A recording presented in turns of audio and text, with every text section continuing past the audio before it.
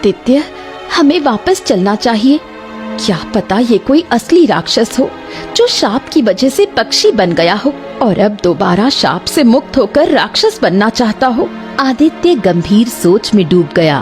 कुछ देर बाद नीलू पक्षी उसकी ओर देखकर बोला, मैं तुम्हारे ऊपर कोई दबाव नहीं डालूंगा, लेकिन अगर तुम मुझे अपना मित्र मानते हो और मेरी सहायता करना चाहते हो तो मेरे साथ आगे बढ़ो, नहीं तो तुम अपनी पत्नी के साथ लौट सकते हो। देखो, तुमने हमें अपना मित्र कहा है ना, तो हम जो भी करेंगे दोस्ती के लिए करेंगे। अब हमें फर्क ही नहीं पड़ता कि हमारे दिन बदलेंगे नहीं बदलेंगे, गरीबी दूर होगी नहीं होगी। अरे दोस्ती जिंदाबाद। चलो, तुम जहाँ जाओगे हम तुम्हारे साथ चलने को तैयार हैं। चलो। नीलू पक्षी मुस्कुराया और आगे बढ़ने लगा। राधा ना चाहते हुए भी आदित्य के साथ चलने लगी। कुछ ही समय बाद वो एक रहस्यमयी झील के किनारे पहुँचे। झील का पानी रंग बिरंगे प्रकाश से चमक रहा था, मानो उसमें चांदी, पन्ना और नीले पत्थर पिघले हों। जैसे ही वो झील के बिल्कुल किनारे पहुँचे, झील के पानी में एक उबाल सा आया और अंदर से काला धुआं निकलने लगा।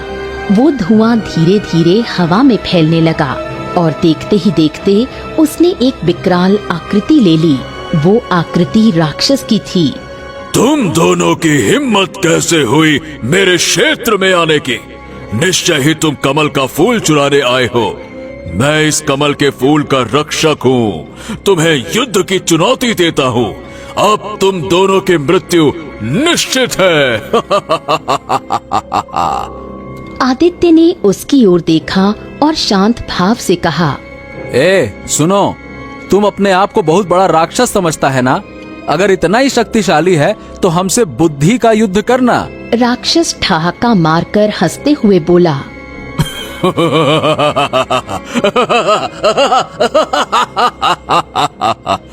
तू चाहे तो तेरी ये अंतिम इच्छा भी पूरी कर देता हूँ, लेकिन याद रख, इन प्रश्नों का उत्तर आज तक कोई नहीं दे पाया। इतना बोलकर राक्षस आदित्य के समीप आकर बोला, तो बता, वो क्या है जो हर रोज घटता है लेकिन कभी समाप्त नहीं होता? बता, कौन है जो सबको दिखाई देता है पर स्वयं को दिखाई नहीं देता? पहले प्रश्न का उत्तर है समय और दूसरे प्रश्न का उत्तर है आँख।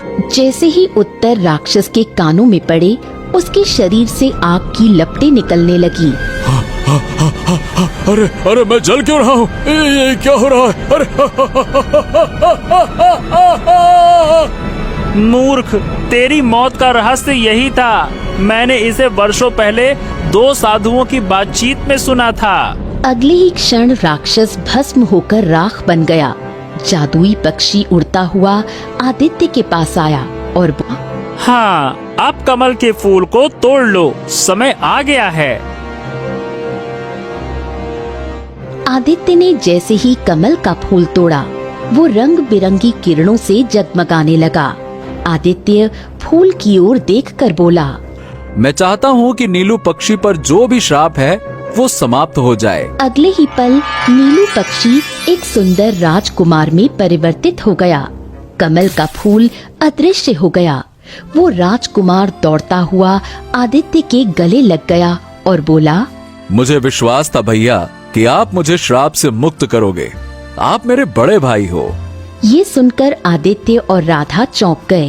ये तुम क्या कह रहे हो? तभी वही साधु वहाँ प्रकट हुआ जिसे आदित्य ने कनिष्क जंगल में छोड़ा था। साधु रहस्यमयी मुस्कान के साथ बोला, मैंने तुमसे कहा था कि तुम कोई साधारण मनुष्य नहीं हो।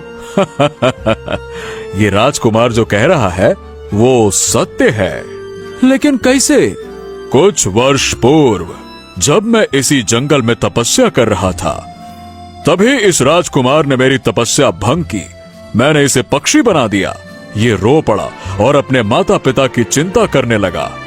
तब मैंने ध्यान लगाया और देखा कि इसके माता पिता ने एक बड़ा रहस्य छुपा रखा है। कौन सा रहस्य? राजा विक्रम की पहली संतान यानी कि तुम एक बार चोरों द्वारा चुरा लिए गए थे। वो तुम्हें जंगल में फेंक गए थे।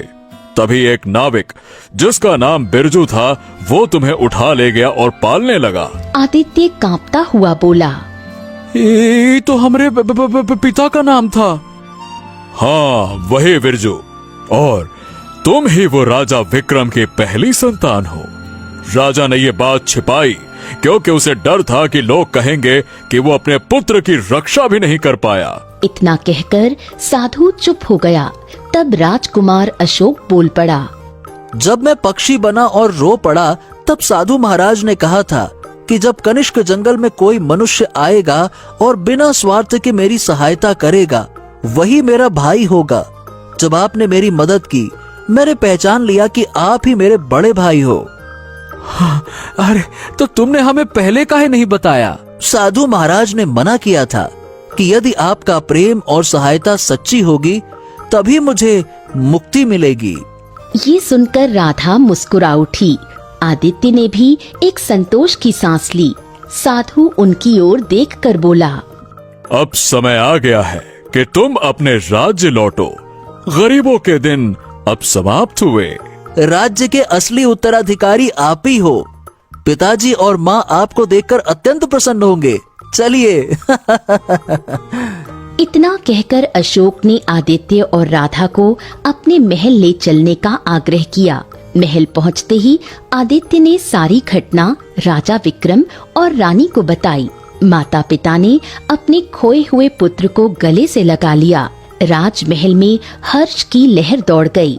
इस प्रकार एक जादुई पक्षी, एक रहस्यमयी साधु और एक नाविक ने एक महान सत्य को उजागर किया।